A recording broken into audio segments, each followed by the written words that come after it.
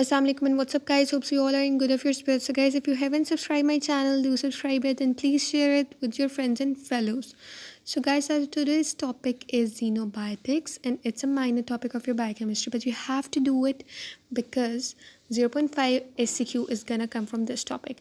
This topic you can prepare it through this slide, to this video, and sideways you can go for past papers and then you are done with this topic. So starting with this topic, that is xenobiotics. ठीक है, basically xenobiotics होते क्या हैं?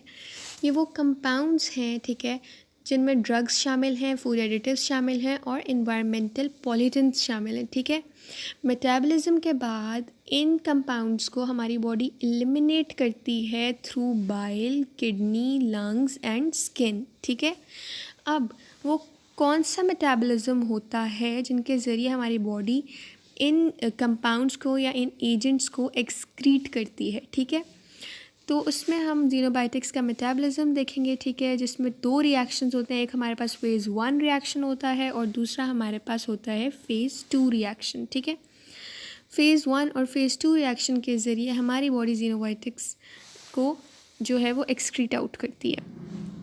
पहले हम phase 1 reaction देखते हैं. Phase 1 reaction में क्या होता है कि बेसिकली जो हमारी ड्रग है या कोई भी xenobiotic है उसको एक्टिवेट या इनएक्टिवेट किया जाता है. ठीक है, इस रिएक्शन के ज़रिए आप अपनी ड्रग को या किसी भी और xenobiotic को एक्टिवेट या इनएक्टिवेट करते हो. ठीक है, अब इसमें कौन से वो रिएक्शंस हैं जिनके ज़रिए आप अपनी ड्रग को एक्टिवेट या इनएक्टिवेट कर सकते हो. तो एक है हाइड्रोक्सिलेशन जो कि सबसे इंपॉर्टेंट है और मोनोऑक्सीजनेसेस कराती हैं. दूसरा है डीएमाइनेशन, फिर है dehalogenation, then is peroxidation, then reduction, then epoxidation, then desulfuration and finally hydrolysis by esterases. ठीक है, इन रिएक्शंस के ज़रिए आपकी ड्रग एक्टिव या इनएक्टिव होती है और फिर वो फाइनली सॉल्युबल हो जाती है और इस काबिल हो जाती है ताकि वो एक्सक्रीट हो सके. ठीक है, तो फेज़ 1 रिएक्शन ने बेसिकली आपके टॉक्सिक कंपाउंड को ज़्यादा सॉल्युबल बनाया ताकि वो एक्सक्रीट हो सके. उसके बाद फेज़ 1 रिएक्शन के बाद फेज़ 2 रिएक्शन होता है. फेज़ 2 रिएक्शन में क्या होता है कि आपके जो इस हाइड्रोक्सिलेशन रिएक्शन के कुछ मोइटीज़ या कुछ कंपोनेंट्स जो हैं वो कॉन्जुगेट होते हैं with some of the polar molecules. ठीक है, वो कौन से पोलर मॉलिक्यूल्स हैं? उनमें ग्लूक्रोनिक एसिड है, सल्फेट है, एसीटेट है, ग्लूटाथायोन है और अमाइनो एसिड है. जब हमारे हाइड्रोक्सिलेशन रिएक्शन के कुछ मोइटीज़ या कुछ कंपोनेंट्स कॉन्जुगेट करते हैं इन पोलर मॉलिक्यूल्स के साथ, ये जो 5 पोलर मॉलिक्यूल्स लिखे हैं इनके साथ जब ये कॉन्जुगेट करेंगे तो बेसिकली इन कंपाउंड्स की सॉल्युबिलिटी इंक्रीज़ होगी. जब इन कंपाउंड्स की सॉल्युबिलिटी इंक्रीज़ होगी तो वो जल्दी एक्सक्रीट हो सकते हैं. So this was about xenobiotics metabolism. अब हम डिटेल में जो फेज़ 1 रिएक्शन था उसका जो हाइड्रोक्सिलेशन रिएक्शन जो कि मोनोऑक्सीजनेसेस करा रहे थे उसको देखते हैं. ठीक है, तो मोनोऑक्सीजनेसेस में हमारे पास साइटोक्रोम P450 मोनोऑक्सीजनेस सिस्टम है जो कि हाइड्रोक्सिलेशन रिएक्शन कराता है. हमारे पास ये जो साइटोक्रोम P450 मोनोऑक्सीजनेस सिस्टम है ना, basically it is the super family of heme. ठीक है, हम इससे P450 नाम क्यों देते हैं? क्योंकि हमें इस सिस्टम की एब्जॉर्प्शन पीक 450 नैनोमीटर्स पे नज़र आती है. ठीक है, आपको पहले मैं ये समझाने से पहले मैं बता दूं माइक्रोसोम्स क्या होते हैं. माइक्रोसोम्स हैं बेसिकली एंडोप्लाज्मिक रेटिक्यूलम के साथ जब राइबोसोम्स बाइंड होते हैं तो उन्हें हम माइक्रोसोम्स कहते हैं. ठीक है, इन माइक्रोसोम्स के कुछ फ्रैक्शंस या फ्रेगमेंट्स जब एक्सपोज हो जाते हैं ना टू कार्बन मोनोऑक्साइड, ठीक है, तो क्या होता है कि वो केमिकली रिड्यूस हो जाते हैं. जब ये केमिकली रिड्यूस होंगे तो हमारे पास एक एब्जॉर्प्शन पीक आएगी. वो एब्जॉर्प्शन पीक आपको 450 नैनोमीटर पे नज़र आती है. इसलिए हम इस मोनोऑक्सीजनेस सिस्टम को साइटोक्रोम P450 मोनोऑक्सीजनेस सिस्टम कहते हैं. ठीक है, अब मोनोऑक्सीजनेसेस बेसिकली मिक्स्ड फंक्शन ऑक्सीडेजेस होती हैं. ठीक है, इसलिए ये जो हैं इनकॉर्पोरेट कराती हैं एक एटम जो है ऑक्सीजन का उससे सबस्ट्रेट में. ठीक है, सबस्ट्रेट आपके पास कोई भी हो सकती है. xenobiotic लाइक स्टीरॉयड भी हो सकती है, ड्रग भी हो सकती है, पॉल्यूटेंट भी हो सकती है, कार्सिनोजेंस भी हो सकते हैं. कोई भी सबस्ट्रेट में ये मोनोऑक्सीजनेज ऑक्सीजन को इनकॉर्पोरेट कराएंगी. ठीक है, और फिर क्या करेंगी, उस सबस्ट्रेट को कन्वर्ट कर देंगी इनटू हाइड्रोक्सिल ग्रुप. ठीक है, और जो दूसरा एटम होगा ना ऑक्सीजन का, एक एटम तो हाइड्रोक्सिल ग्रुप बना रहा है सबस्ट्रेट के साथ, तो दूसरा एटम जो है वो हमारे पास वाटर बना रहा है, ठीक है। तो इस तरह से ये जो ऑक्सीजन है इसने हाइड्रोक्सिल ग्रुप बनाया और वाटर बनाया, ठीक है, थ्रू मोनो ऑक्सीजनेसिस।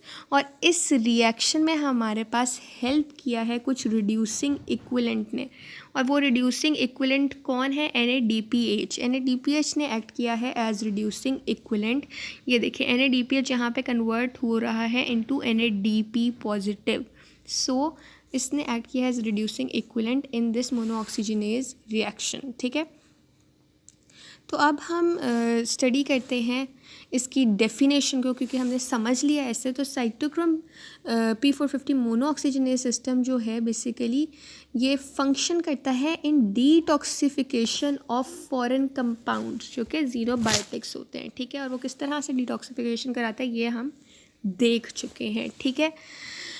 ये जो सिस्टम है ये आपको कहाँ नज़र आएगा? तो ये आपको नज़र आएगा स्मूथ एंडोप्लाज्मिक रेटिकुलम में और पर्टिकुलरली लिवर में नज़र आएगा, ठीक है।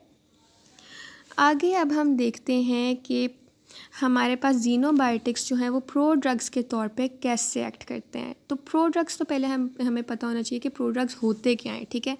फिर हम देखेंगे कि वो किस तरह से ज़ीनोबायोटिक्स जो है वो प्रो ड्रग्स के तौर पे एक्ट करते हैं। प्रो ड्रग्स बेसिकली वो पेरेंट ड्रग्स होते हैं जो कि मेटाबोलाइज होते हैं ताकि वो एक्टिव हो सकें, ठीक है। वो पेरेंट ड्रग्स जो मेटाबोलाइज होते हैं ताकि वो एक्टिव हो सके उन्हें हम कहते हैं, ऐसी ड्रग्स जो हैं वो प्रो ड्रग्स होती हैं, ठीक है। फॉर एग्जांपल हमारे पास एक प्रो ड्रग है एनालप्रिल, ठीक है, यानी एक इनएक्टिव ड्रग है। वो मेटाबोलाइज होगी फिर ही वो एक्टिव होगी ना, अभी शुरू में तो वो इनएक्टिव है। तो जो इनएक्टिव ड्रग होती है ना उसे हम प्रो ड्रग कहते हैं, ठीक है। तो एग्जाम्पल में हमारे पास है एनालप्रिल, ठीक है। वो एक प्रो ड्रग है, इनएक्टिव ड्रग है। फेज़ 1 रिएक्शन के बाद यानी जब उसकी हाइड्रोलिसिस हो गई तो वो कन्वर्ट हो चुकी है इनटू एनालप्रिएट, ठीक है। ये एक पोटेंट एंटी हाइपरटेंसिव ड्रग है, ठीक है।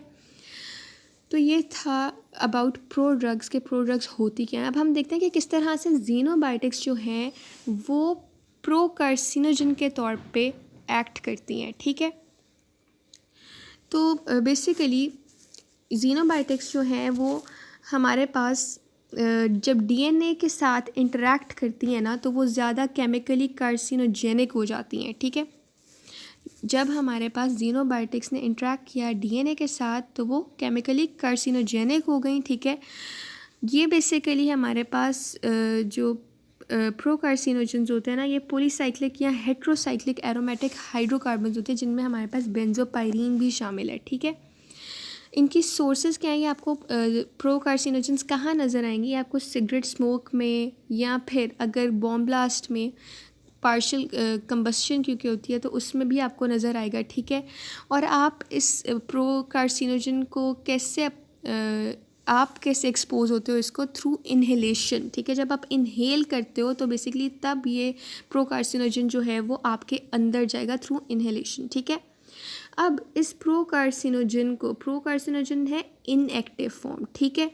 ये है इनएक्टिव। इससे आपने एक्टिव कैसे किया? Through 3 components. एक है पेरोक्सीडेजेस, दूसरा है मोनो ऑक्सीजनेशन और एपॉक्साइड हाइड्रोलेज और तीसरा है थ्रू एल्डो कीटो रिडक्टेज। इन 3 कंपोनेंट्स के ज़रिए हमने इस प्रो कार्सिनोजन को एक्टिव किया है, ठीक है। एक्टिवेशन के बाद ये क्या होता है कि ये जो हमारे पास प्रो कार्सिनोजन है ये कार्सिनोजेनिक हो जाता है और जब ये कार्सिनोजेनिक होगा तो ये हमारे पास लंग कैंसर कॉज करता है या अपर रेस्पिरेटरी या डाइजेस्टिव ट्रैक्ट कार्सिनोमा भी कॉज करता है।